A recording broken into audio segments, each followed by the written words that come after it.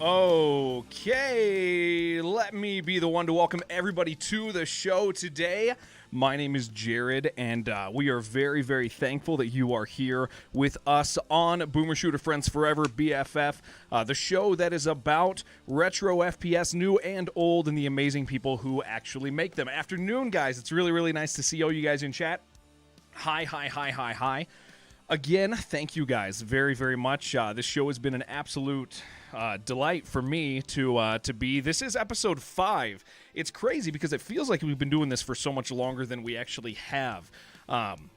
It's just kind of become part of this this connected community that we all seem to share within the retro FPS space. And so yeah, I'm very, very honored to be your host today and every other day. Thank you guys again. I'm excited about where we're going with this show. We'll talk about that in future episodes, but today is a very, very special one. If you guys don't know, a brand new game published by Retrovibe came out today, as of a few hours back, Impaler. I've played it on stream. I absolutely love and adore the thing, and so we're going to talk about that today with the developer. First, though, I do want to welcome my friend Kuba. Kuba, you're about to get on camera. Everybody's going to hear you. If you have anything important to do with your face, shave or anything real quick, do it before the camera hits you, which is right about now. Hello, Kuba! Hi, Jared. What's up? Nice to see you today. Very nice to see you. You were looking smooth and beautiful, my friend. I want to say happy birthday to you and David and Jerry and anybody else who was involved in Project Warlock. For anybody who doesn't know, 4 years ago today, Project Warlock hit Steam. It had already had a relatively successful run on GOG, but yeah, 4 years ago. That probably doesn't feel all that long ago, does it? Happy birthday! Say something about it. First of all, thank you. It's nice to hear that. I mean, 4 years. Gosh, I mean, time flies by really fast. It's hard to even imagine that it's 4 years. We're working on a second game already. But when I come to think of it, that on this day, 4 years ago, I was having a Steam release of Project Warlock. It just brings the whole excitement back because I was anxious. I had a lot of happy feelings inside me, but at the same time, I was not sure how people are going to like the game. So it was very apart from the GOG release, right? But on Steam, it's a bit different, I think. Anyways, every release is just a huge bomb of emotions. So it was an amazing day, definitely. It's crazy too because it's been with it having been 4 years at this point. You guys have racked up a lot of Steam reviews too. It's my understanding close to like 30K or something like that. That's a lot, dude. No. I think we're close to 3,000. Oh, is it 3,000? Did I transfer? Okay, I was like, that's an awful lot, but 3,000's a lot too for this little indie project, like for an indie shooter retro FPS, dude. Like that is crazy. That's an accomplishment, and I can't believe. I'm really happy about that. This is just amazing that there are so many people who actually like the game, and I would have never dreamed of that, before, because I wouldn't have thought that the game would be liked by so many people. So this is amazing. I'm very happy. Thank you guys for being with us until today, and I hope that the second game on its release is going to fulfill your need for killing monsters once it comes out. Well, it's really cool because we have been talking about every single one of the things I've actually really enjoyed about this show with you is we like time passes and we see Project Warlock even change, and so because of this show, I've gotten to experience the early access process connected to your game in such a unique way, and our viewers have been able to do that as well. I mean, there's been several updates and stuff like that, so it is really exciting to see. We're going to welcome our next guest. With the launch of Impaler today, we have the developer, our friend Aaron. Aaron, welcome to the show. Thank you for having me, Jared, and great to meet you as well, Kuba. And nice to meet you. Love the show. Excited to share a little bit more about the game, what we've been up to. Yeah, I gotta say, man, so I've played Impaler. It's really funny. I don't know, you may or may not know this.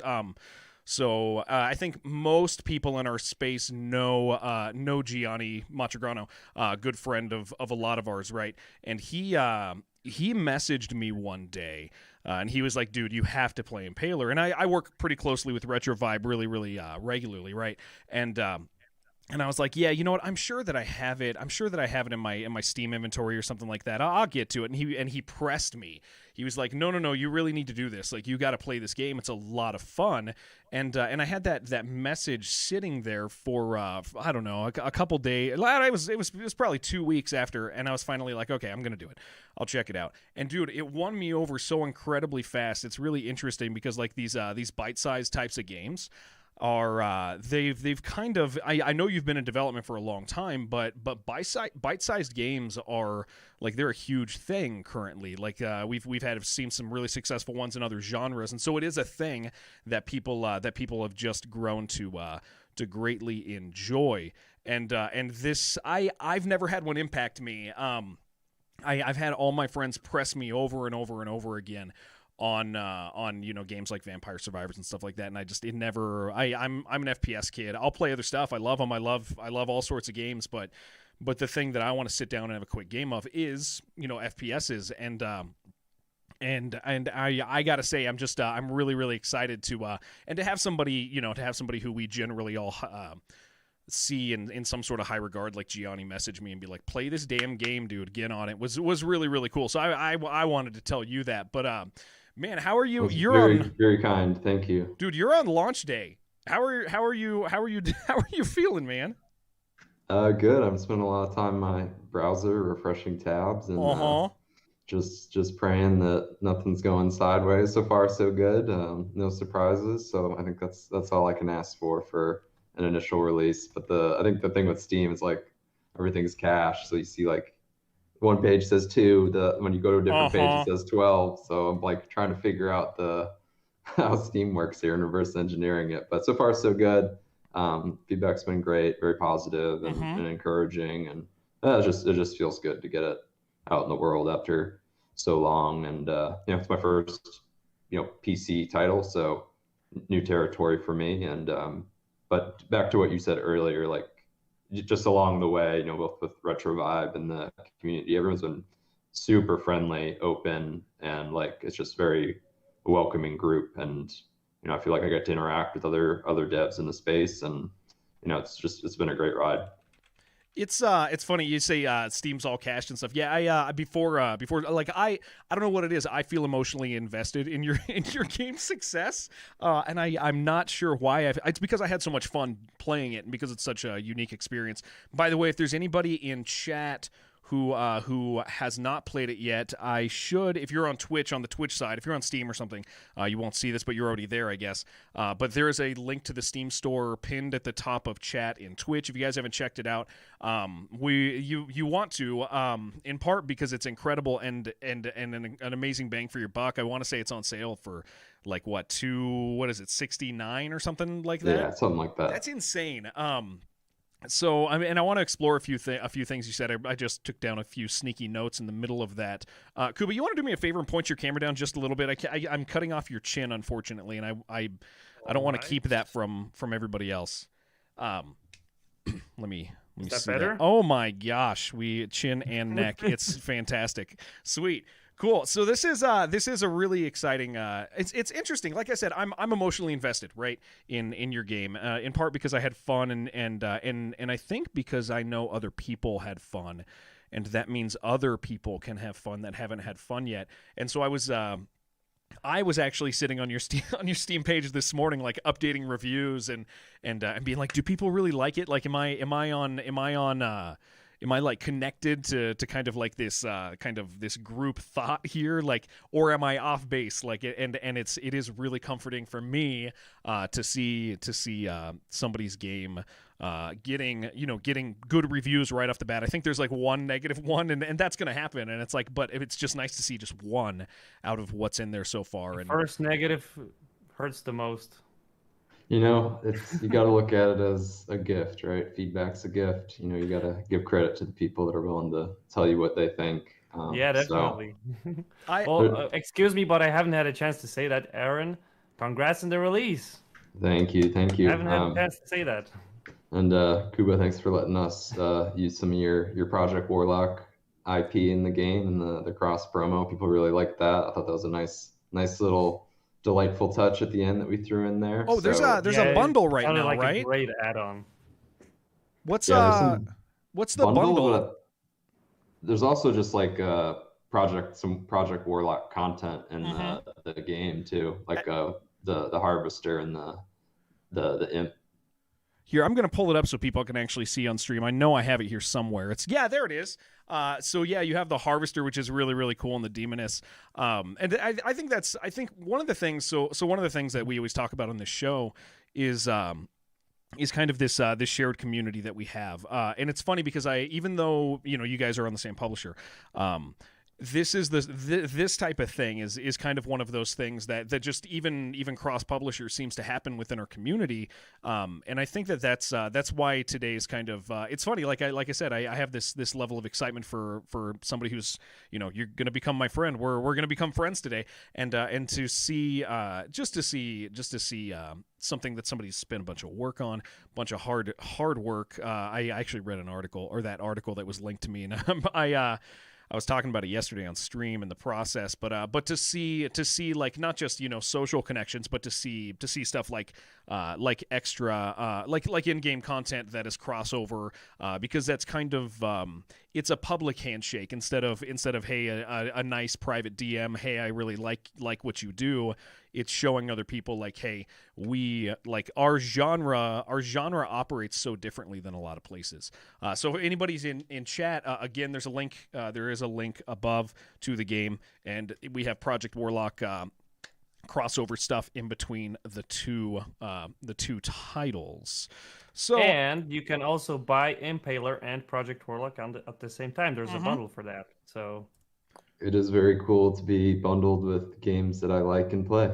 That was a treat to wake up and see that. I'm also really happy because Impaler's fun, and yeah, guys, you got to play it. But go and buy it right now if you haven't. I left a review. I never leave reviews, just so you know. Like I enjoyed it enough. I left a review. This is not a normal thing for me to do. I was talking about the importance of it, but then I have a 6-year-old daughter who drags me upstairs right after work, and I just never sit down and do it. And I made sure I got up this morning and that I wrote stuff. I appreciate that. Yeah.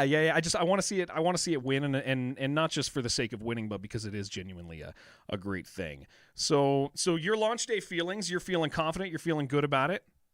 Feeling nervous. Feeling yeah, lots of emotions. So far it's been receptive and people like it, and I mean it's also really cool to like watch people's streams and people experience it for the first time. I'm sure Kubo can agree that like when you play your own game over and over and over again, you lose the ability to like see how people interact with your game objectively. So like that first experience is so important. Like where do they stumble? What do they like? What do they do? Or they're like, I got it. Like those aha moments, like those are really key. So like watching these streams has been really helpful. Be like, yeah, we need to reinforce that. That's not clear. Or like, oh, people get that and they see it and appreciate it. So those have been feel good moments. And it's just great to see. And perhaps most importantly, it is a small game. Like you said, it's like a micro shooter, but I think people are, evaluating it for what it is. It's not a $70 Call of Duty game, and if we can delight people for a couple hours and they have a good time, and we'll do bigger and better things in the future. So kind of a stepping stone to bigger projects, I hope. Oh yeah, sounds awesome. I really wish you all the best, man. Thank you. One of the things on this show that happens pretty regularly is we have an awful lot of viewers who and they'll watch the VODs, they'll watch like wherever they can, or they'll show up live, who are really, really interested in making stuff on their own. And I think that's a thing I really want to visit today, because we have two guys here who have gone through like the full process, and both, it's both their first major project. I know there were different forms and functions. Like when we talk about Project Warlock, there are other things that kind of became Project Warlock. But if I remember properly, even Project Warlock is kind of like the first, like your first real, like this is the one. I've made a game. It's out. We've gone through the whole process. You go through early forms even self pitches, making sure that it's a concept, working on it, and all of that stuff. And so I know through an article, I know Aaron's kind of the gist of it, but I want to visit that today because again, every single time at the end of stream, I'm always like, okay, we're gonna do a question now. We're gonna let people ask questions, and there's always questions. And it's always the same answer. There's always questions about like, hey, I really am interested in game dev, but I don't know if I have the time. I don't know if I have the skills. I don't know this. And the answers from us is always like, oh, just get up and do it, right? Just do the thing. But then I think we have two really good examples here of. And so I'm going to kind of, even if we've touched the subject before, I think having both of you here and reinforcing that and encouraging more people to take part in this type of project and community would be a really valuable thing for people because of how long your guys' projects individually have actually had taken. Because I think people imagine like, oh, okay, well, you know, I'm just going to go, but I don't have skills. And so what, is it going to take me 4 years? That's crazy, right? 4 years is so long. But is 4 years long, Aaron? Because that's how long yours took. Well, I made it take a long time. I think one of the things I called it, I think I took a longer path. But for me, it's like, you know, I have my day job. I do software engineering professionally. And, you know, a lot of things I work on are not like as shiny and interactive and like, you know, fulfilling as, you know, like something visual, like a game, which, you know, I enjoy in my free time. But, you know, the way I went about it, it felt more like an art project and like a hobby and like, you know, something I enjoyed. So I didn't feel like I was working, you know, I didn't feel like I was working for 4 years. It was very much like you know, it was a long road, but it was an enjoyable one. And, you know, I think part of it for me was like to learn some new things, do it a different way, and like go deeper in some areas that, you know, I haven't had to do in the past. So, you know, it's a lot of things, but, you know, certainly could have been done faster to make some more like pragmatic business decisions, like use an engine.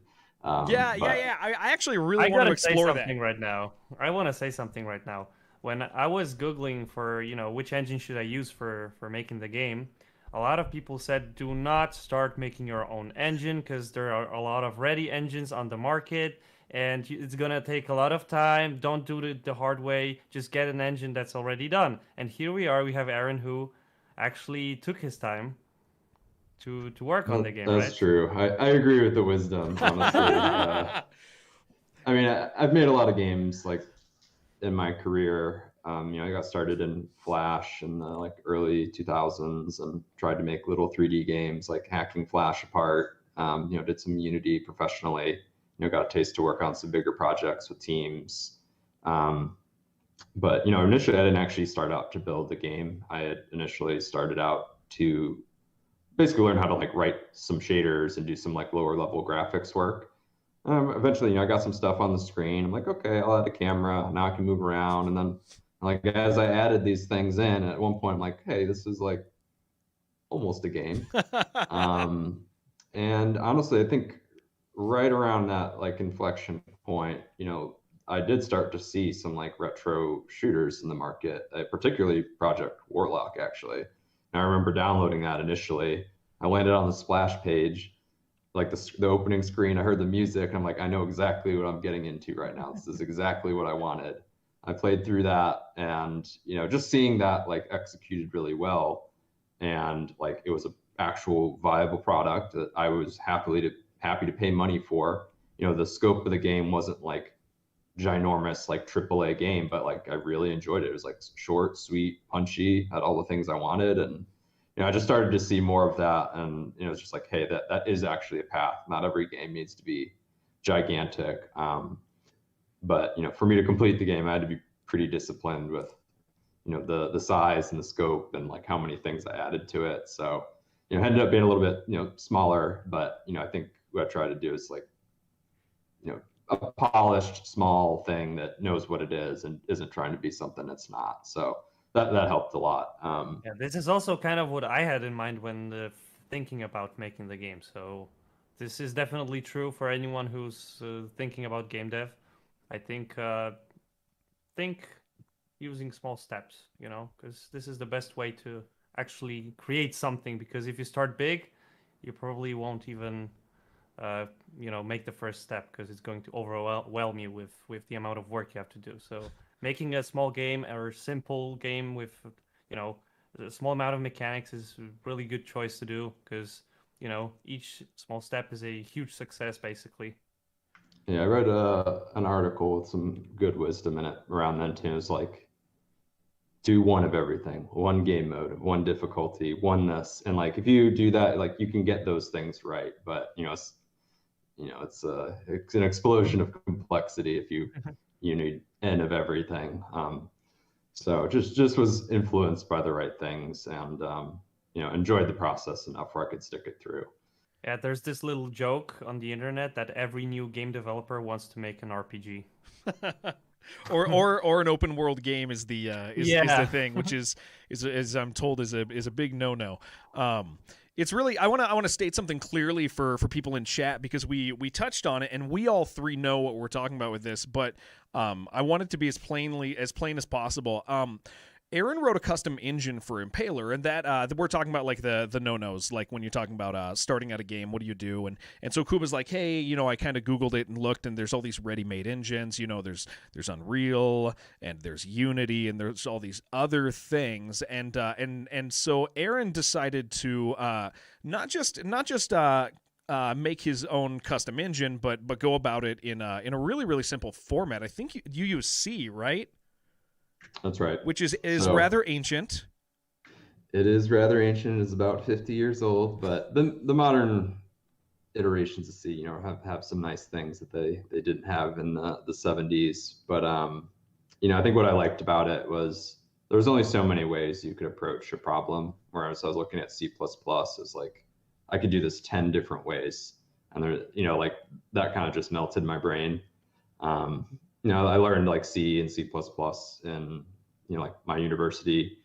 So I had some background, but, I was starting over essentially, like having done years of Unity and JavaScript and these other like modern languages. Like I'd kind of throw away a lot of that. But, back to doing things simply, it almost forced you to take a really primitive, practical approach to problems too, just on the like engineering side. So it just added some constraints to it. So like I basically, I couldn't get too fancy. It's like, so I think some of that, definitely helped keep this small, compact, and doable. This is really impressive. I mean, writing your own engine, it's just... Yeah, well, you haven't seen the insides. I'm sure it's okay. But, the other thing is, most big software engineering projects are huge teams, right? Where you learn like one little facet of a big system. But like when you're a solo developer, you can kind of do it your way with your own style, your own opinions in it. But, it probably would be torture for me to like bring in a team of devs and have them jam on it, so it's a mixed bag, but there's the right trade-offs for me and to get this game done and, to keep it interesting for me and like kind of have like an intellectual piece to it too, where I got done with it and I feel like I learned something. Yeah, that's definitely a huge lesson. I can imagine that. One of the things that okay, so there's a word here that we keep using that I value immensely, and it's the concept of scope and stuff like that. And as we talk about like early development, and then as it's a launch day for you and a birthday for Kuba and his team. Yay. It's dude, how exciting. It is a really interesting thing because I think that that young developers there's certain terms that are like poison to people who are first learning. Like there's terms that overcomplicate it, but I find scope to be like one of the most valuable principles when you're talking about development, right? And so I'm interested, kind of from both of you, if you reach back to the beginning of the development of your titles, Kuba with Warlock 1 and 2, and then Aaron obviously with Impaler, talk to us about your decisions involving scope, did you always plan on making the game you made? Did you define parameters early on and try to stick to them? How much did you flex around it? And for anybody who is newer to these concepts, like scope is just defining what the game is going to be and trying to put some walls around it so you don't kind of get the dangers of feature creep and asset creep and all these other things, right? You just say, this is the game I'm trying to make, and you may have to go out of it. But yeah, so for you guys, like when we talk about scope, how closely do your released products match your initial scope assumptions? Kuba, yeah, if you'll talk about kind of Project Warlock 1 and the things you learned from that with Project Warlock 2. Well, actually, let's go back to even the early days of Project Warlock. That's I want to talk a little bit about the Exidium 3D and Cataclysm 3D, the two titles which actually were then replaced by Project Warlock. So in the beginning, the initial idea was to have a very, very simple Wolfenstein 3D clone written in Unity. So the initial idea was to have a first-person camera, to have flat levels with no height differences, and a small arsenal of weapons, a couple of keys, start and exit on each level.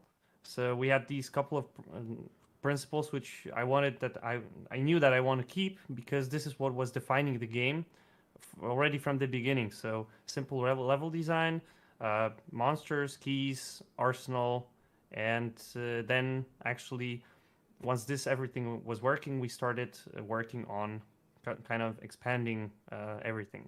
So the initial idea of the flat level design was always there. It was actually even simpler at one point, because we decided to use unlit materials for the ceiling and the floor, so that the player would not actually see any difference in the texture. And there was also no textures for the ceiling and floor. We only had wall textures to actually simulate that original look of Wolfenstein. But at some point, the game didn't look any good, and the graphics were done by me.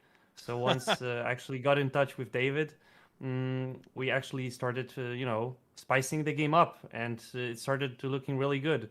So that's the point where the game actually got its identity and its cartoony style. And we started working on that, and we are still working and expanding this art style to even today. So this is, I think, one of the things that I like the most. And when it comes to the scope, yeah, definitely you really need to have a scope. And thanks to that, I was able to create the foundation for the game and then add some new stuff later on. So yeah, I think this explains it pretty much. At least I hope so. Yeah, it does. It's interesting because like with the scope of Project Warlock 1, let's say, and the way that kind of played out, right? It's almost like it seems like you set this goal. You said, this is what my game is, and then once your skills almost met, I think that's what it seems like to me, is the scope of the game matched the skill set that you had currently, and at least with Project Warlock, as you brought other people in, and as you mastered the scope, or mastered the current skill set necessary for the scope, you actually did expand your scope, which is really an interesting thing, because I think very often people do think about scope as a singular thing, and then you add a little room here and add a little room here, but it can also be almost a step, and it just kind of is a definitive, like, concrete floor for stuff, and that's really interesting to me to see in Project Warlock, because as you're talking about Project Warlock 1, like, the levels are flat. I remember even going through your first game, and there's a couple sections where that not just visually changes, but like it really does change. Like it becomes quite a bit more vertical in a few instances. And I remember going, "Oh, okay, I didn't know that this was written to do that." And it's just thinking about the process for where you guys were in development and going, "Hey, this would be fun," and then making sure that was an achievable thing. It's just really, really neat to see, like, to understand initial scope and then final product after several years. Would you say with was most of your scope change because of additional team members? Was it because of your personal skill increasing? Yeah, just kind of what led you to change things in your title? Well, first of all, I agree with what you said. and my actually tip here would be for everyone to always assess, to base your scope on your knowledge assessment. So you got to always know how much you can do and how sure you are that you can achieve the goals that you have set for yourself. So that's the first thing. Second thing, we just wanted to have a lot of fun. And once the base of the game was working, we started adding cool stuff because we just liked it. And actually, the motive with spells and everything, the magic was always there. We just decided to, spice the game up with a lot of other cool things like perks and stats and everything to make it. Actually, wait, the stats were already there even before Project Warlock. So, and even the XP bar was also there. So, weapon upgrades, magic spells, additional things. We wanted to, just create the game more fun. And it was always this premise of doing the stuff that we like. So we thought that it's fun and we want to add it. It's going to be cool. And that was the idea behind most of the feature-related decisions. And, we always knew that because the game is simple, and that's the second thing. Because the game is simple, it has flat level design. We knew that we gotta do something that's at least a bit different from the classic games, right? And so that's why we thought on how we could make this game unique. So we decided to go, head on with a lot of different monsters to add a huge variety of environments, textures, sprite work, and that's what David did really well. And this is basically what we tried to do to achieve a huge variety in the game. And I think this is one of the things that I like the most about the first game, this huge variety of stuff. I forgot the question. Yeah, we were just talking about a scope advancement and the causes of it. No, you answered it. It's more just a thing that, like, because we have so many people that get connected to these genres, right?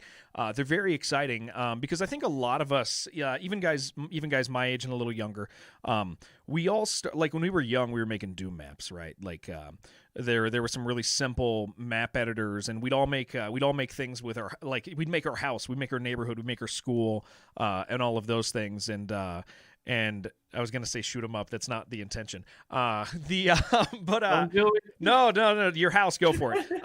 But it's and so there's this seed in so many people within our communities, right?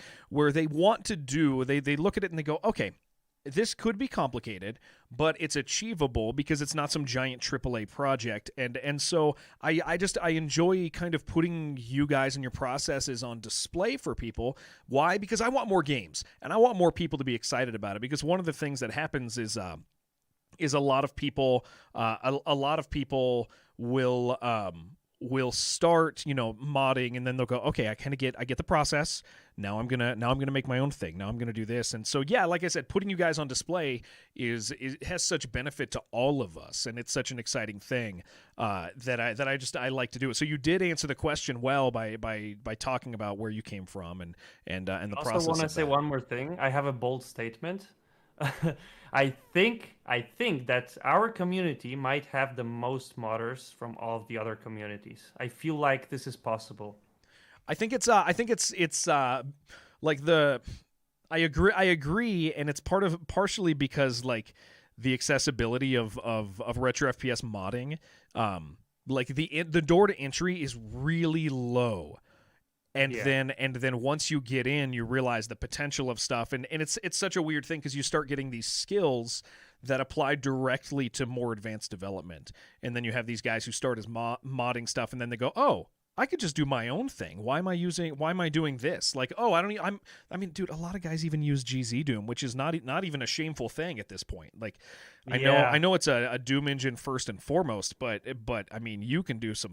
I mean, you look at like Sulaco and the stuff coming out of Hellforge, and it's just crazy to be like, these guys started out really simply and mastering these skills, and at some point they reach that point, right, where they're like, they have to go, am I going to make a project?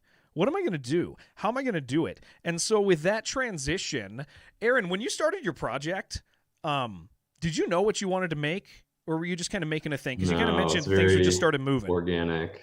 I initially just like proved to myself that I can implement some of these low-level systems and learn the craft.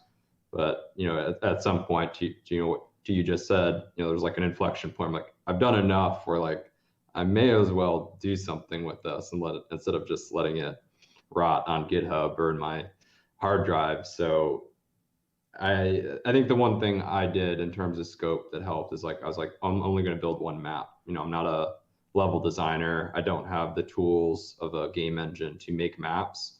And that probably was the single most helpful thing, which was like knowing that it's going to be one room, one arena, then I could just focus all my energy in making that work as well as possible. I can't tell you how many times I've changed the dimensions of that room and the positioning of the so I was able to perfect one simple thing. The other thing in terms of scope is, as humans, we're kind of creatures that like to solve by addition. Like you have a problem, like add something to fix it. Programmers are, they in particular fall into that trap a lot. So I would say there's several times along the way, I'd throw some spaghetti at the wall. I'd implement some mechanics, some new controls, some things. And I would say for every like 3 or 4 things I added, there'd be a moment where I'd have to like take a step back and be like, yeah, it's cool. And I did it and sunk costs, but it's not fun. Like it doesn't add anything to the game. It's just noise. And there are a bunch of times along the way where I had this, like, I would call out a bunch of features. I was like, that's not fun. And like the things that remained were the things that were fun. Like, hey, this, I thought I was going to have like, for example, like lots of different spells or abilities. I was like, you know what? The spike thing is fun. Like that's the one thing that I remember that's unique. And I was like, let's just roll with that and make the spike stuff as good as possible. Like I don't need to shoot fireballs or heal or do all this other stuff. Like that was like the one thing that people were like, oh, I've never seen that before. And that's cool. So it was to find those elements that like really gave the game character and lean into that, but being really aggressive and like, removing things. For example, like the game doesn't have ammo because I was like, this is not fun. Like I don't want to manage a bunch of inventory. It's a simple game. Like this adds nothing. And like it's, as a developer, it's hard to like see that stuff with clarity. Like, you gotta watch people play, but you gotta take a hard look at it sometimes. Like, is this fun or not? And if the answer is no, then like get it out of there. So I was fortunate enough to like have a few of those moments where I just like pared it back. I'm like, we'll keep the 2 things that were fun and then we'll go from there. But for me, like I didn't even know I was making a game initially. But at some point there were like enough of these mechanics where I was like, I could stitch this together and like turn it into something that people would buy. But probably the singular thing was like, I'm keeping it to one map, one game mode. That may change with people's feedback and whatever demand there is, but I think that helped me a lot. Just do the best I can within the constraints of this, one arena. Keeping it simple. It's such an interesting thing too, because it's I said this at the beginning, right? And there are a few questions in chat that I'll probably hit in a second. Double D's, I will get that. But like the idea of there is this wave of actually relatively quickly developed and released games that you do happen to have fallen like right into like the line with, right? Like there's a wave of the quick simple things, and I think that's such an appealing thing for players is we have all these huge games, right? Like even retro FPS and a lot of people love 20-hour games, 15-hour games. Typically within our communities, it's like people really like an 8-hour game. 8 hours seems to be like the retro FPS thing, but then these short and simple kind of pocket games are like, they are very appealing to people, and that's an exciting thing for me to be like, well, I wish one of these was for me. They're not, but now there is one, and it's you mentioned like player feedback and all that stuff, and I do want to talk about that for the importance of like future development and things like that, and we'll probably hit that. But there was another thing that that I find a lot of value in, because I actually do it as a side gig with other with publishers and stuff, but the concept of you are a developer your head is just in your game, and identifying things that are not fun. You said that that's difficult and that's challenging. I want both of you guys to expound upon that, because that is a thing that happens, and you know, players and users find them, and it's always such a shame, because like you go and you play a game and you're like, well, how did the guy just not see this? And so talk about that process. Talk about how I'm gonna flip over to Kuba first, actually, because there's things that have not made it into Project Warlock. With you, are those things connected to people within a publisher? Are they friends of yours? Did you have to step back from the game and go, okay, I have to look at this with new eyes? Like, what's that process like for you on your side for both titles that you've done? Basically, it's kind of touches the topic of feature creep. I think there's a lot of these moments where you just keep adding stuff, and at one point, I felt like I kind of think it's getting out of hand and it's kind of too much. So we kind of started, doing it the simple way and keeping some features simple rather than expanding on it, because it was really hard to actually playtest the game with all of these spells and upgrades and everything, with the combinations, with the experience you can get, the additional lives. So the game was already, thanks to those small systems, really replayable and hard to work on. That I decided that it's definitely enough for now. And that's one of those things. Is that something that became evident to you as you were playing, or do you have people in your life who you kind of approach and say, hey, tell me what you think, and they're comfortable saying, hey, dude, this thing is not fun? Like, identifying things that are not fun is probably one of the most challenging things that we see within retro FPS and indie games. Is you have some really cool concepts, but then, man, this just isn't fun. So who do you have? How do you identify those things in your development process? Well, we do that with David a lot. So we just play the game and talk to each other how we feel. And that's really helpful, because each of us works on different aspects of the game, and we actually have sometimes different opinions and stuff. But one thing is for sure: after many hours of development, it's inevitable that you won't be able to assess the stuff correctly. So my actually medicine for that is to stop working on a thing that you're doing right now and try and add something new, because I always feel like a nice kick of additional emotions when I add new content. I love doing that. So adding content makes me really happy, and it gives me that cool feeling of new stuff, and it helps me realize, once I step a little away from the things that I'm working on currently, I work on a new stuff, and then I realize what was bad of the things that I was doing before. So it's kind of like, bringing your attention to something else for a short period of time. Mm-hmm. And then once you look back at the things that you were working on, it's easier to spot the problematic spots. So that's definitely one thing you can do. And that's what I did. So jumping back and forth through different aspects of the game. Because if you work too much on one aspect for a long period of time, first of all, you're going to get tired. Second of all, you won't be able to objectively assess the quality of the feature. And I think these are the two most important aspects of this whole problem that I usually take a look on. So but I basically, I'm always trying to actually get the most possible feedback, also at Retrovibe. So we generally talk a lot. And I noticed that a lot of times, if I feel like something is not quite right, I also get that feedback from others, and this makes me feel that I can still assess the things correctly. But once I think I never felt that things were getting out of my hand. So that's definitely one thing. I'm pretty sure I never felt that. So yeah. It sounds like the challenge is that familiarity is kind of the enemy, right? Like, exactly. That's a nice sentence to put it. And so you have, at least you have a team and all that stuff. And so that's a huge benefit to having a team of people involved or trusted individuals who can spend time with the title and objectively look at it. I feel like in the case of Aaron, there's a unique challenge in that.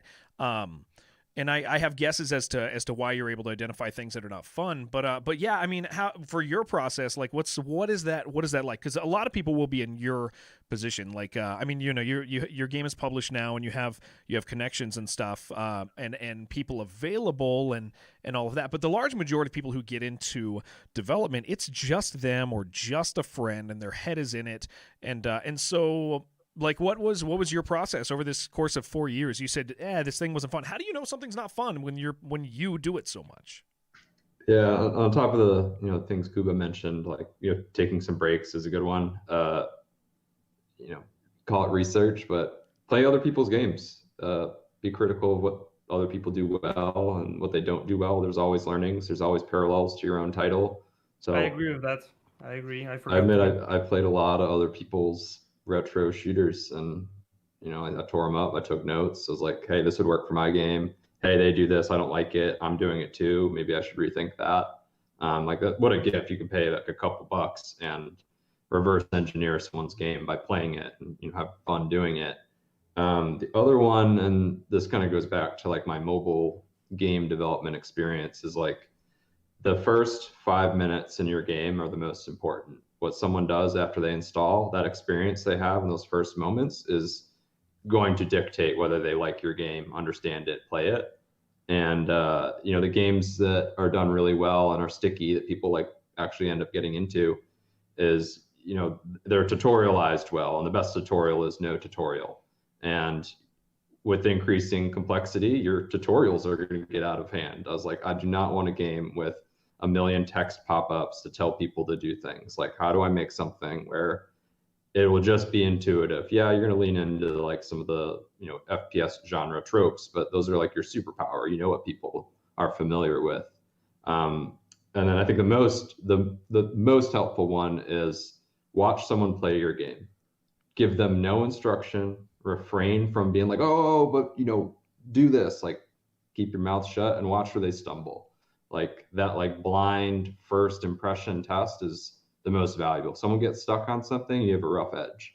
If someone's like has like an aha moment and that dopamine spike because they did something cool, like that's it. Like that's the like lightning in a bottle you're after. So I paid a lot of attention to like what people were doing in the game and their first experience, and like the initial versions of like the tutorial were pretty clumsy and like people would get stuck. So I really focused on that like first 5 minutes, and like whatever you could communicate in that like first 2 to 5 minutes, like those are the like most important parts of your game. So I think that was the most helpful thing for me, is just like the over the shoulder, watch someone play, refrain from talking at them and just seeing what they actually do. And then, taking breaks I think is also a good one too. But yeah, first 5 minutes, a lot of focus on that.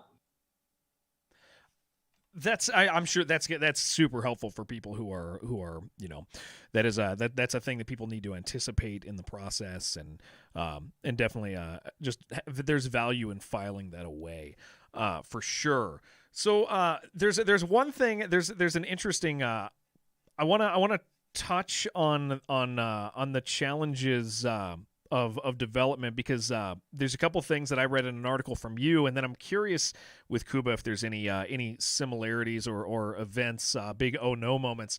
I read in this article that as you're developing this game, because you're using a custom engine, right? Like there was this unforeseen consequence where everything ran really slow and bad based off. Well, I'll let you say what it was based off of, but as you're looking for a publishing partner, right? Like so you've made this build, and you're pitching it, and you're saying, hey, does anybody have interest in this? And then it doesn't work so well, and kind of soured that. I want to know about that experience, and then I do want to know if Kuba had similarities or anything like that, because it's very funny to me. So yeah, please, if you'll share just that experience. Classic works fine on my machine moment. I just have my beefy desktop PC that will crush anything you throw at it. But basically, all games have an internal clock where they keep track of time, right? That's important for rendering, for physics, all that.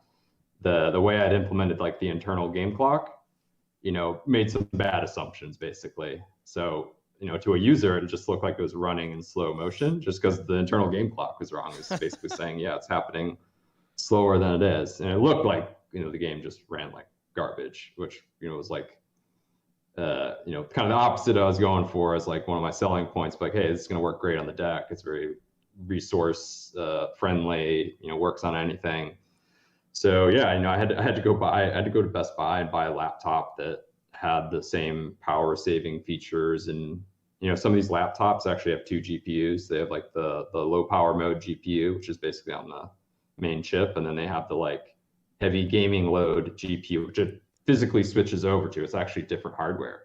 And the way the game was set up, it just used what the computer thought was appropriate, and it would default to the janky one. So I had to buy a computer to figure that one out.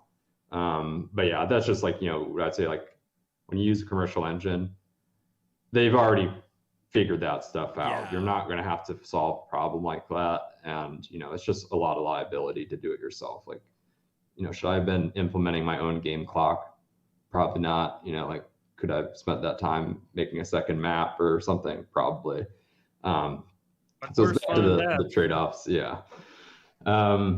So you send this build to a publisher, and this is lots of them. Lots. Yeah. And so this is the first this is the first you hear of it is you get the email back, or just what is this nightmare moment for you? Well, if they respond, right? It's a cold email. Yeah, I think I got lucky because Retrovibe looked at it. They were able to see past it.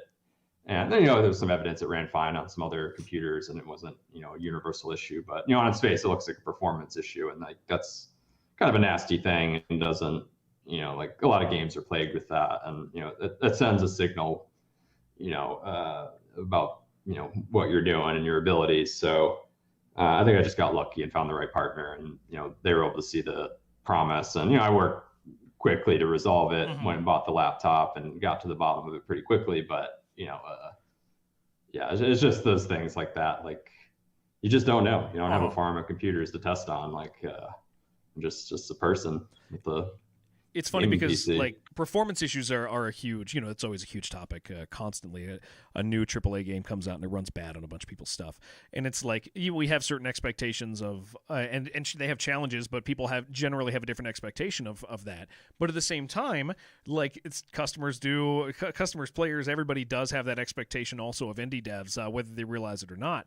And but the scenario is so different because you don't have all of you don't have the same hardware reach and stuff like that. So that's just super interesting to me. The concept of like unforeseen, not just hurdles, but like almost embarrassing moments to be like, well, okay, no, trust me, guys. And it's like that is part of the process, though, is those embarrassing things. Some people it's a show me, don't tell me industry for sure. And that's what's great about games. It's tangible, right? Like I can fire it up and experience it. So, and I'm sure publishers have an eye for this kind of thing, and they've probably been burned by it in the past. We hope, yeah. Yeah, is this going to be a problem in the future? It's like I find that to be like super super interesting from like a spectator's point of view, because I'm like, oh no, what a nightmare, man! What a bad moment. I was sweating. I was like, oh, it's the worst is when someone tells you something's broke and you're like, well, I can't make it break myself. Like I can't teleport to your home and like look at your laptop. So there's an art in that too, like debugging when you have very limited information, and you're lucky if they give you a log file or even explain the issue to you correctly, right? Like, I agree. It's really weird to hear it's broken. End of the sentence. There's a lot of that, and I get it, right? It's frustrating. We all want to play games that are perfect, and no one wants to feel like they're at their software job debugging software when they're just trying to like relax and play a game. So well, and with a custom engine, you don't have the same like built-in like internal reporting either necessarily. Yeah, right? I'd say like, yeah, Impaler crashes, I'll be lucky if they send me their log file. Usually that gets me 90% of the way there. But like, yeah, Unity, you get a crash in the wild, and it'll push the crash report to the cloud. It'll centralize it for you. You can search it. It has a lot of really nice features, and that's why I've cautioned anyone to go this route. Like, there's a lot of pain, and like the things that you get out of these engines for free, like you may not appreciate them, but like they're very deliberately added to these things to like make people successful. So yeah, just beware. Yeah. Kuba, I think there are 3 more aspects to that. The differences between the things that you did and between ready engines. First of all, the forums, where you can actually read about people's experiences on creating games. Second of all, the documentation, because if you only have that what you have done. And third of all, the customer support, because sometimes it works. I actually used Unity support a couple of times, and it's really helpful. They have an interest in making their customers successful, and it's great to have a big, well-capitalized company in your corner to do that. So yeah, losing that's tough, for sure. So with Project Warlock, have we had any is there any parallels that you see in the process, one or two, like big moments, not just crashes, but things that have caused moments of panic in the process, because people love that sort of stuff, like just to know, it's, I don't know, there's something about knowing that the people you enjoy have sweaty moments, right? What sort of sweaty moments have you had in Project Warlock's development? Oh god, I think we had a huge issue with a build before the release. Oh yeah, closer to release, that would be worse. Yeah. Yeah, but actually, I agree with actually what Aaron said. There are, these moments where you build the game and it's not stable enough to work, and then you hear it from someone else that hey, there's this huge issue here, and usually it ends up being something really, really small that makes the whole game work in a weird way. But it's really frustrating to hear that the thing that you just have compiled doesn't really work as you have expected it. So it does happen, and I bet it happens to everyone. It must happen to. I won't believe that it's only me and you. We wouldn't have jobs if software didn't have bugs and wasn't challenging. So yeah, these were the frustrating moments when a compiled build wouldn't work correctly, or had some performance issues, or something wouldn't work correctly. We had with Project Warlock 1, there was actually this one interesting bug, which was kind of related to Unity, where the collisions would not be detected on some machines, and the trigger would not actually work correctly. But that was also due to the code, but it was only happening on specific hardware, so that was weird, and that was also kind of frustrating, because there was no way for me to actually understand or find help. I tried reading documentation, asking support, doing different stuff, but it was just this one specific hardware configuration where it happened. So this is, I think, the magic of the PC gaming and hardware, where everything can happen. There's always this one person which has this weird configuration where something doesn't work as you expected, even if you test the game on 20 different PCs. It's interesting. So one of the things when I started working with publishers a couple years ago, I've been doing kind of backroom stuff for publishers for a couple years. As just part of a side gig. And I remember my first experience with moments from publishers, developers, and all this stuff was during NextFest, because there's this high pressure, hey, we're putting out a demo during NextFest, we're committed to doing it. And my very first year doing it, I got a list of, because I will record demos and they'll go on Steam, and the whole point of it is hey, they want somebody who's going to engage with the systems in the game that are functioning, while they're panically fixing the things that are not functioning. And I remember getting this list of do's and don'ts for a particular first-person shooter that's not out yet, but I had a really early build of. And it's, you're trying to make this 30-minute video, and it's got to be flawless. And if something happens, you need to turn away from it, because they're going to fix that problem. But I remember this one took me 2 hours to record 30 minutes because it kept breaking, and it didn't break for them. And I talked to them about it, and they were like, just please try to get us a video. And I'm like, okay, I'll try. But I remember I kept falling through a wall. Falling out of the map, like various locations. I would touch a wall and it would just pull me out of the map, or I'd walk up a stair and I'd just plummet to the floor. And I'm recording a live video and I'm just like, oh my gosh, this is rough. And again, the problem is like they're saying we can't get this to double.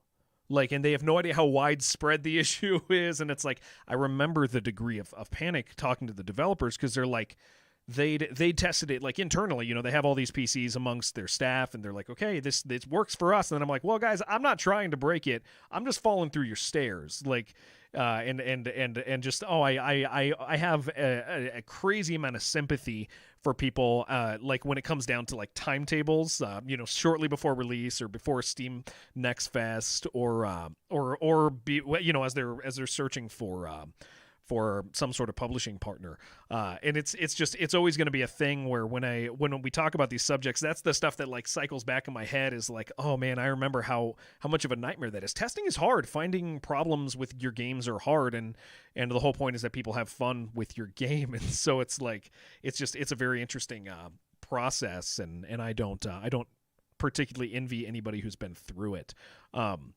One of the things that with both of you guys are both on Retrovibe. One of the subjects that the only reason I'm talking about this subject is because I'm actually confident that I like Retrovibe as a publisher.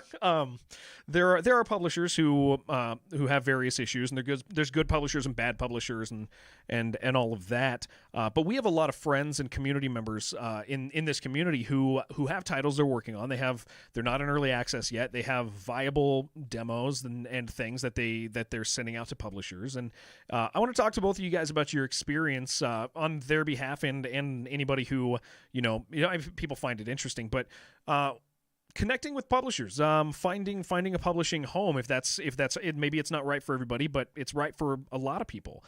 Share your guys' experiences as you connected with Retrovibe as a publisher.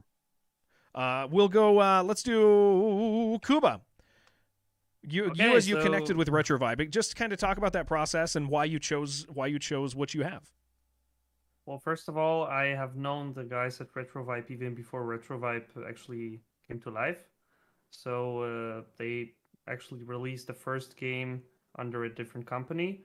But first thing, advice I could give actually to anyone is once you get some offers or you're looking for a publisher, do not go with the first offer you get. Just get a couple of them and compare them and see what's possible, because there are a lot of scammy publishers out there who just will try to rip you off and take your intellectual properties and do a lot of bad stuff to you that you were, as a new developer, probably won't even think about.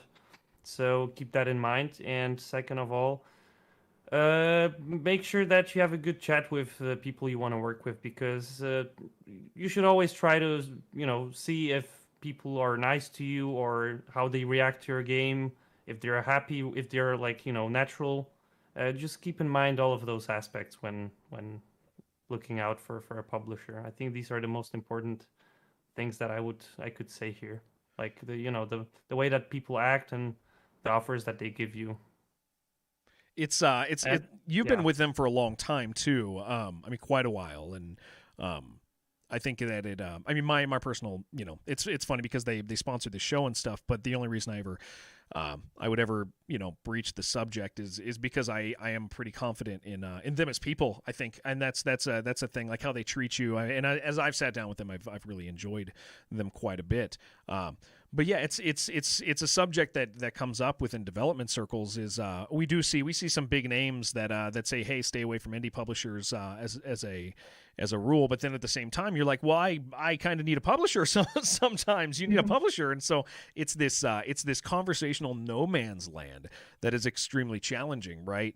I just sitting with two guys who are published by somebody who I consider to be reputable. It is a good thing to see, and to see as we have, Aaron has just released his first title with Retrovibe. How's your experience been connecting with a publisher? Like, as you were searching and looking, were there others? Were there things that you were like, no, this is not a thing that I want? And how did you land with who you landed with? That's a great question. Yeah. So for me, first game, didn't have long pedigree of things I've done before. So I had probably a little bit more to show and impress to, get that bite. But basically what I did is I went out, looked at all those games that I played for inspiration, found some publishers in the space, indie retro shooters, and found some portfolios of games I thought were relevant and, would be like a good fit for, Impaler. And, Project Warlock was on my short list. It was when I reached out, I'd say, hey, and I also like XYZ game, I love playing it. And I think this is a fit, makes sense for your thesis, the scale of games that you do. But, as a pipeline for me, source a list of emails, prepare some pitch materials, make sure that demo, vertical slice is on Steam, have that Steam page up as much as I could show that hey, this isn't a fly by night operation. It's so I think I had to get the game a little bit farther along in terms of development and being ready for release than your typical game. I think ideally you'd start a little bit earlier and get the publisher more involved from the beginning.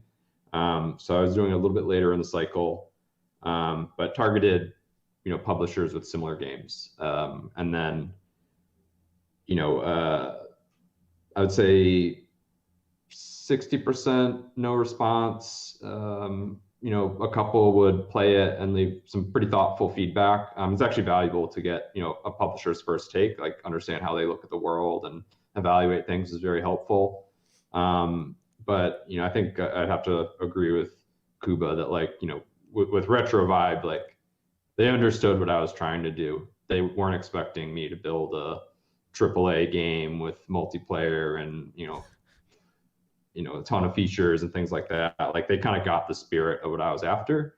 And, but it was just very easy to communicate with them, going through contracts and things like that. There's no funny business, very plain contract, very indie friendly. It just all the check boxes were there.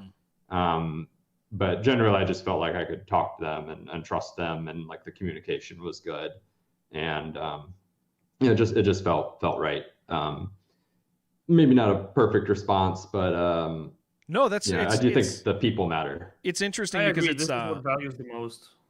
It's such a different world, right? Because here you guys make games. And a lot of people who make games, they love making games. It's what they're good at. And the business side is such a different skill set, right? It's not just about, hey, is the game fun? It's there is this interaction that is on a completely different professional level, and it's one of those things that I think one topic that's connected to it is have people you trust outside of it that you're willing to be hey, I'm thinking about I'm making this thing, I'm thinking about getting it out. What are good choices?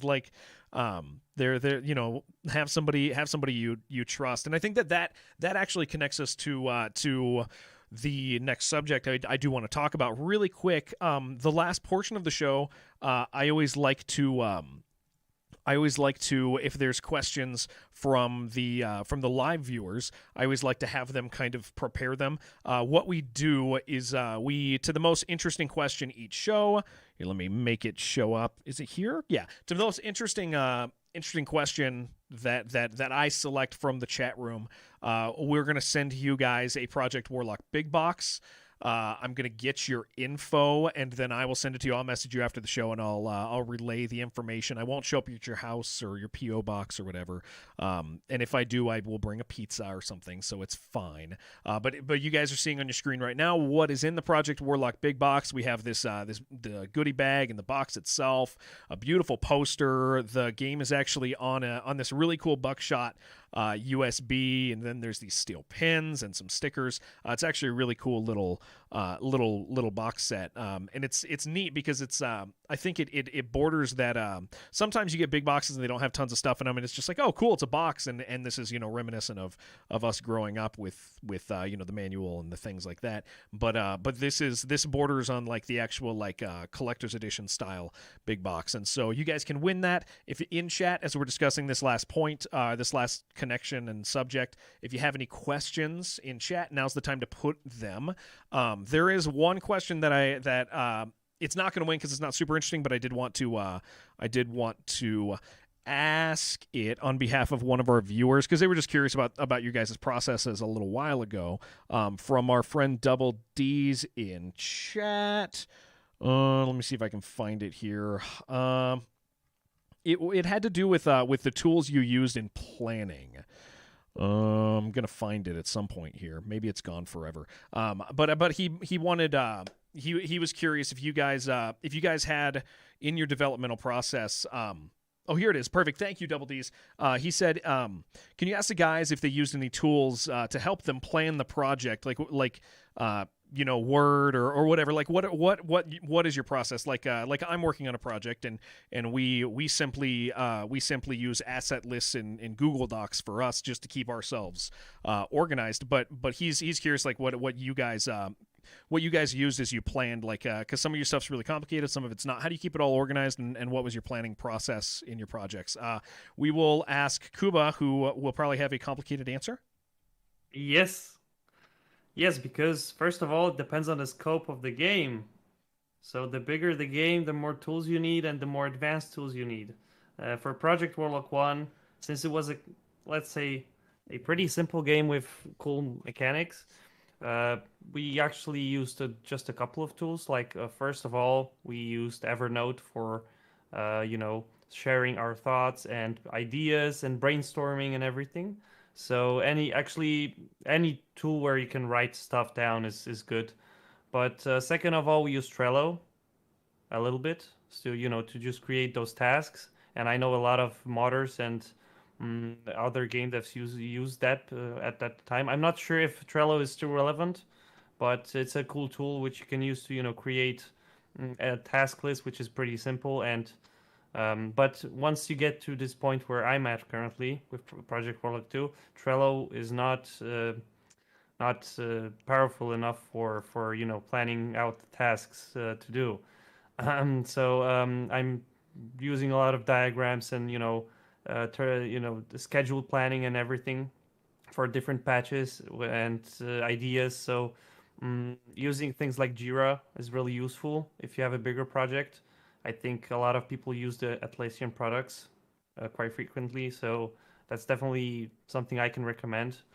Apart from that, Google Drive is great for sharing Excel and docs, and I think that's also something that anyone can use because Google Docs it's free, not like Microsoft Office, unlike the Microsoft Office, and I think that's it. I also use Notepad++ a lot. I mean, I use it to create the patch notes. I use it to add a lot of different things because for some reason, I love the way that you use the Notepad++, the interface, the way that you type the font, everything. It feels so good, and it's one of my favorite tools to write things down. So that's basically my recommendation. If you use the regular Notepad, throw it away. download Notepad++. I recently rejected Trello. I despise the program, and I don't know why. I have no reason why I despise it, but I just have a great hatred in my heart for Trello. It's probably because everybody uses Trello but doesn't actually use Trello. They'll make like a shared Trello, and then like two people will use it, and you're like, if we all can't get on board, why are we using this? Like it's a nightmare. So I hate Trello. Aaron, what kind of organizational tools did you use throughout your development process? Sure. I'd say I use GitHub a lot to kind of manage the code base, the assets, just version control. It's got some nice features. I forgot about that side of the tools. I thought about the organization tools, but okay. I also use these. GitHub? Yeah. GitHub's great. Amazing product. Google Drive for collaboration, documentation, has everything you need. I like Lucid Chart too, if I'm doing something a little bit more visual, kind of, drag and drop, make shapes, vector graphics. I kept it pretty simple. I think those are the big ones for me. You get a lot out of Google Drive, so nothing too fancy. So yeah, those are great answers. Those are helpful to the people who want to know them. So here is a question for you guys, and then we'll. I have a question that somebody asked that I really do want to. Ask because it is interesting. With your guys' projects and a contrast between them. But before we go to that, if anybody else has any more questions, feel free to put them in chat, and I will look at them and kind of see what we have time for and what's interesting. But so. We were just talking about like publisher and connection and even vibes from people, right? As far as, hey, these people really seem to care. Both of you, in some sense, you have games now. You have connections to kind of our shared community. I always use this term shared community because there's we all play the same games, we all tweet at the same guys, we all read the same tweets. A lot of our community is centered around social media, discords and stuff like that, but you always see the same people all over the place. And with both of you guys having titles within kind of this community, one of the things that I always like to talk about and like to bring up is kind of the way to say it, your personal experiences as far as you're developing games and as you're sharing stuff, community response and community excitement and connection and the value of that. Both, I kind of want to visit, on a developmental level, but also as far as encouragement and excitement for games. What's the community's role been in your guys' journeys as developers on these games that people can now play? So yeah, Kuba, we'll go ahead and start with you, since you've done early access and stuff like that. There's going to be two different kind of journeys and answers here. The importance of the community in the process, as far as not just like early access feedback, but general excitement over how important has the community been and why, as you've developed your I'll games. Explain that on an example from the first game. Well, actually, we started off our community, so to say, with Facebook, with a small fan page for the game. And I remember that feeling when I posted a new screenshot of some stuff that I did, and I got some positive comments and likes, and that actually this was the driving force behind to actually work on the game. And I really loved the feedback that I got. And of course, when you post a screenshot, the feedback is way different than when you give the game for people to play. So I knew that, but posting new stuff, being in touch with the community, showing off the work, it was always awesome to do. And I really like reading the positive and negative feedback, because I got a lot of it at one point before the first game actually even came out with the Cataclysm and Exidium. On Steam Greenlight, I think twice we received a lot of negative feedback, but it's the driving force behind the development, where you actually affirm yourself with with your work. So basically, once you feel like you're doing something good, then you post it, and then people actually confirm that you're on the right track. And if you're not, then you can easily fix that. on the go because people keep writing about the stuff that you're doing right now if you're in touch with the community. So you can adjust your work based on what people write, and this is amazing because this also is a little bit connected to that talk we had earlier about being objective about the stuff we work on, right? So I think this is another tool to actually fix this issue where if you're a single developer and you constantly post dev blogs of your work, you can actually get a lot of feedback that you wouldn't usually get. So this is amazing. And when it comes to the second game, Project Warlock 2, the early access has been amazing. So we've got a lot of feedback, which we went through, and we actually, thanks to that feedback, got a lot of cool ideas how to make the game better. And I love that process where we're basically, so to say, iteratively fix the stuff and improve everything based on what players say. And this is also connected again to that talk before about being objective about the work that we do. So it's for me, it's a huge aspect, and it's one of the most important things in game dev. So guys, if you're making your games, just talk about it, post the stuff that you work on. It's really helpful, and sometimes it can open your eyes very, very fast, in a good or a bad way. It depends on what you do. But yeah, that's from everything from my side, I think. We have a community who's very, very willing to give feedback, and it's interesting because they're not. I think this is the big deal: is they're not random faces either, right? Like you see the same people giving feedback, and there seems to almost be in a lot of cases a degree of expertise that you don't find whenever Call of Duty comes out with a patch and you look on Twitter and it goes, you go down and console, there's a different degree of quality in a lot of the community's feedback. We have a very valuable community.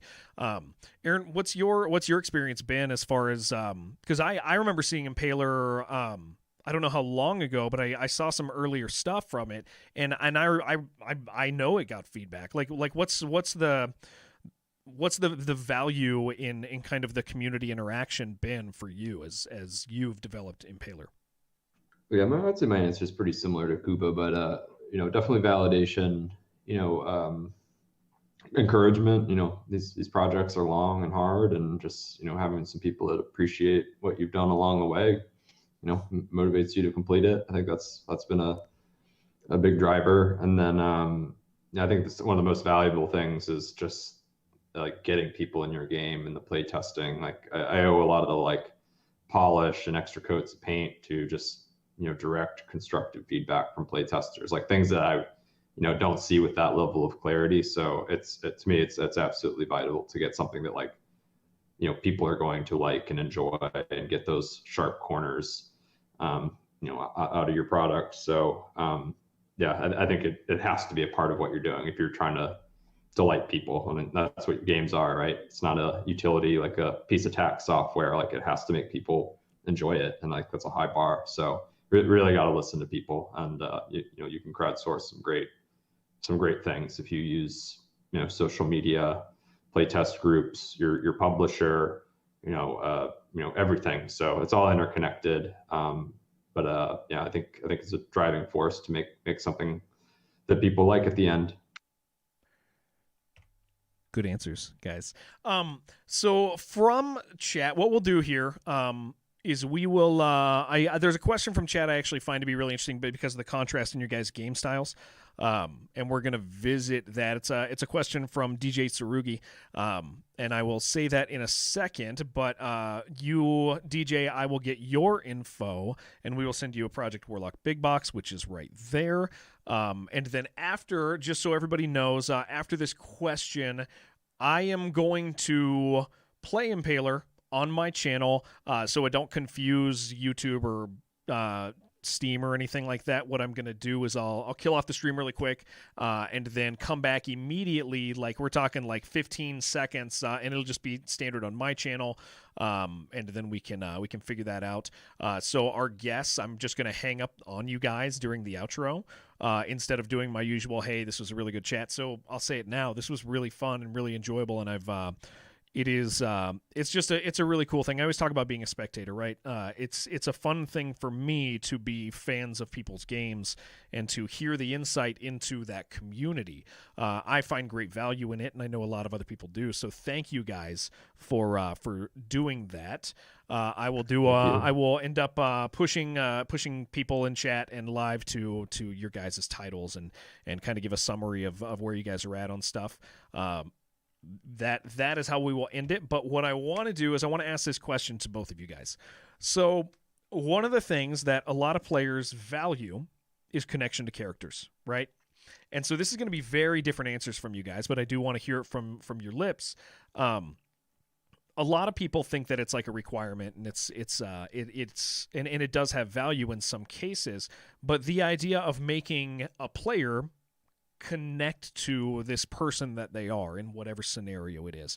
And I wanted you guys to kind of expound upon your decisions and the processes that are involved in trying to get the player connected to your world. It might just be fun. It might be certain aspects. It might be picture at the bottom of the screen. When we talked to John Romero about it, I remember he spoke about that being a connective thing. But I kind of want your guys' inspirations in character connection, scenario connection, and what your guys' concerns and goals were. So we'll go ahead. Kuba, how have you gotten, what's your, as far as getting a player to feel connected to your game, to your universe, to the character that they are, how did you make those purposeful steps, and what were they? Well, I generally think that it's all about these like tiny things when you're building the... Well, we're not talking about building the game, but rather the world, right? And the everything within it. So I think the most important aspects here are like these little tiny things, like footsteps, or the mugshot, or the pain sounds, the way that the hands look like. It's like this really allows you to connect to the character. So if you combine these little things together, the player starts, building his own vision of how he looks like in the game, right? So we also do that with these between episodes walls of text, where you can see your character and where you can actually read about how the character feels. So we tried to do that in a couple of different ways. We also wanted to add some voice-over lines for the first game at some point, but actually we cut that out because we were too scared if it won't be cheesy.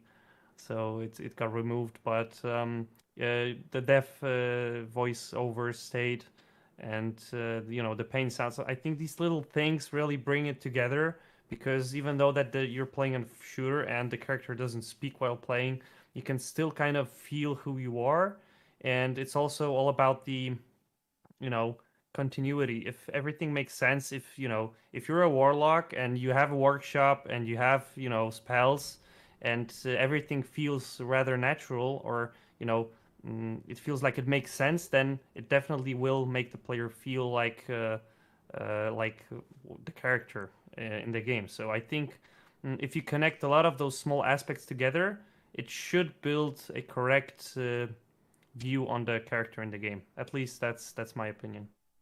And I think in Project Warlock, you've done a really good job of that. I do feel I like to say that I remember. Actually, a better way to say it is I don't remember because it was very smooth. I felt connected, and that's a really great thing, for it to just feel normal and natural and not forced. So yeah, I mean, fantastic job. And I wanted to ask that because in particular, there's going to be a very different answer from Aaron.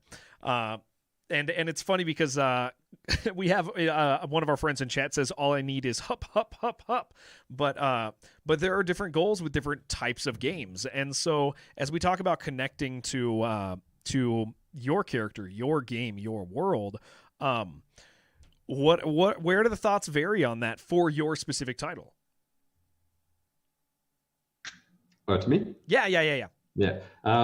Yeah, different approach. I think one of the goals for this game is like get people straight into the action. And given the genre of the game, I think we left it more up to people's imagination. Of course, when you get into the game, you see the Doom-esque loading screen, like man versus tons of monsters. A little bit of text at the end if you beat the game, kind of maybe tease some future work. But I think we kind of just went for like more like environmental kind of horror, like you're trapped somewhere, like how you got there, how you get out. It's kind of left up to your imagination. So we went pretty light on it this time around, but I think if we were to do a bigger game down the road, we'd probably elaborate on some of that a little bit. But yeah, I think for Impaler, we just wanted to get people in there doing stuff right away, and so not too much there, but your typical FPS tropes.